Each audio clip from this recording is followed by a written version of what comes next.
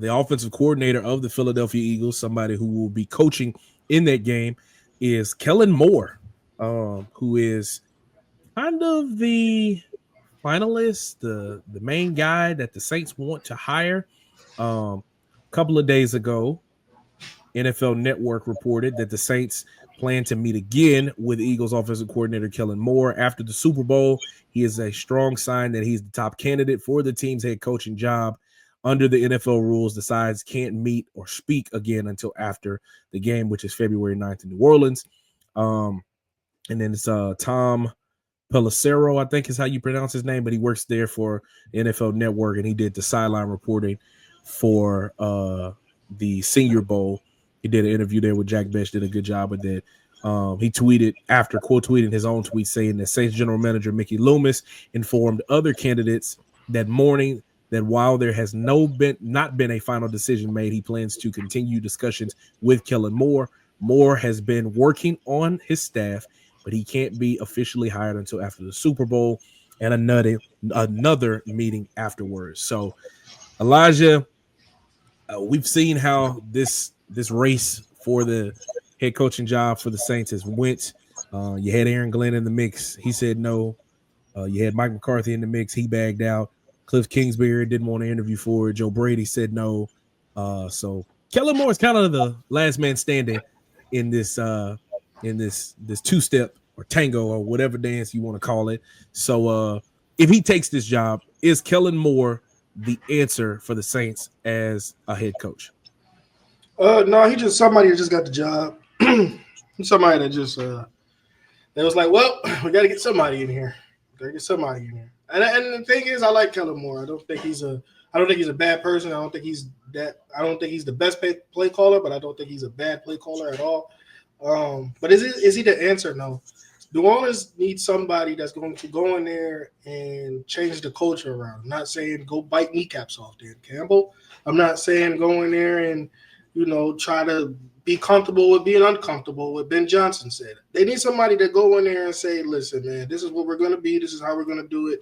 And this is what we can do once we follow these guidelines. Now, Kellen Moore, I'm not, like I said, I don't really, never really heard him speak. I don't know if he can control a room or not. But that's what the Saints would need. Do I think he's the answer? No.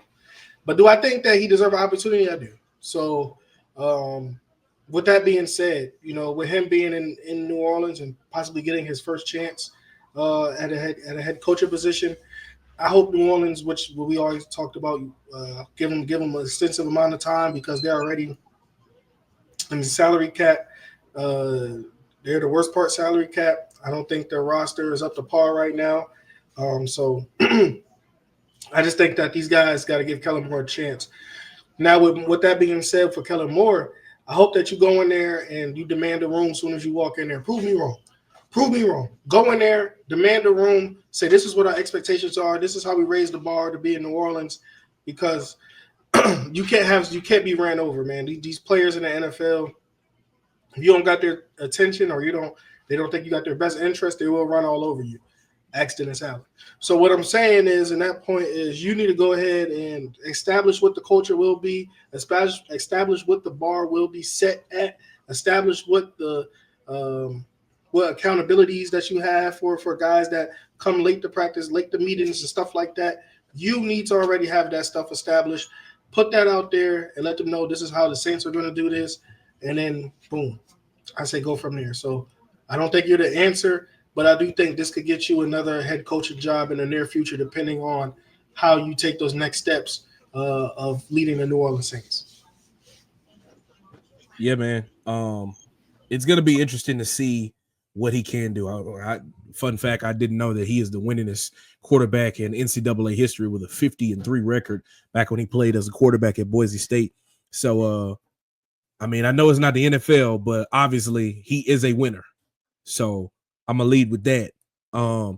What he can do with the offense is to be seen. Obviously, his main thing is going to be, obviously, he's an offensive-minded guy, and everybody's saying that that's what the Saints need, and I get it. But it's about what is he going to do as a leader. Is he a leader of men? Is he a motivator? Is he scheme guy? Is he a, recruiter? Like what is the way that he can handle things, especially when he's coming into this situation behind the 8 ball? Because like I said, I think it was last week, the Saints are $60 million over the cap. So you're not making no splash free agency pickup. You're not about to go and sign a bookend tackle. It's not going to happen. So you're going to have to either take the pieces and play with the cards that you're dealt, or you're going to have to be able to be really, really good at scouting, building up a scouting department, creating a staff to go and find guys that are good enough that can play for you as rookies and can make things happen very early on. Now, with that being said, Mickey Loomis, I think with him making this type of hire, if it is Kellen Moore for sure, if it's not Kellen Moore, if it's Mike Kafka, if it's Anthony Weaver, whoever, he is going to have patience, a certain level of patience with that coach, because there is no way if they go 3-14, 4-13, 5-12, that you can say you didn't do your job, because he can turn around and say, brother, you didn't, because y'all $60 million over the cap. You put me behind the 8 ball. You can't blame me for missing the shot when you the one that positioned the ball where it is. It don't work like that. Now, I know that coaches are normally the ones that get most of the blame, coaches and general managers. But we know Mickey Loomis is probably not going anywhere because of how he is ingrained into the Benson family will and how long he's been there, and he's tenured and all of those things like that. They don't want to get rid of him. But we have kind of heard that he has been the common denominator in a lot of instances. Aaron Glenn reportedly said, hey, I'll come here. I'm not worried about the cap, but y'all got to get old boy out of here. They ain't want to do it. Aaron Glenn goes to New York. Joe Brady was in your building a few years ago and said, I'm going to stay out here in the cold with Josh in Buffalo. I know y'all play indoors, but I'm going to stay where I'm at because I got a better situation going on here. Cliff Kingsbury obviously probably deserves an opportunity with the way that he did things with Jaden Daniels as an offensive coordinator. Said, I'm good here with Dan Quinn and Jaden Daniels for another season because ain't no more good jobs out there. Right? So Mickey Loomis is going to have patience with Kellen if it turns out to be him. Will he be the answer? I think he can be. I think he can get the Saints to not the 12-5, 13-4, 14-3 standard that they might be used to. But I think he can win the NFC South.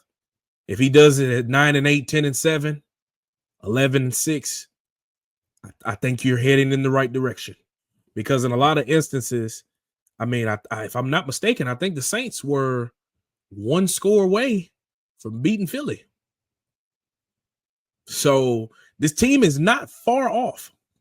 It's just going to boil down to coaching.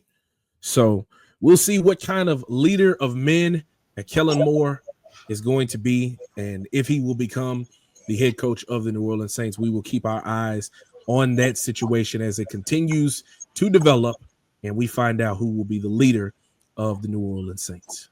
So thank you so much for watching this clip of the Fitz Take podcast. Be sure to like this video and also subscribe to the YouTube channel, and also follow me and Elijah on our social media platforms. They will be linked down in the description. And remember, every episode of the Fitz Take podcast will air right here on the YouTube channel every Monday at 2 p.m. Thank you so much for watching, and we'll see you next time.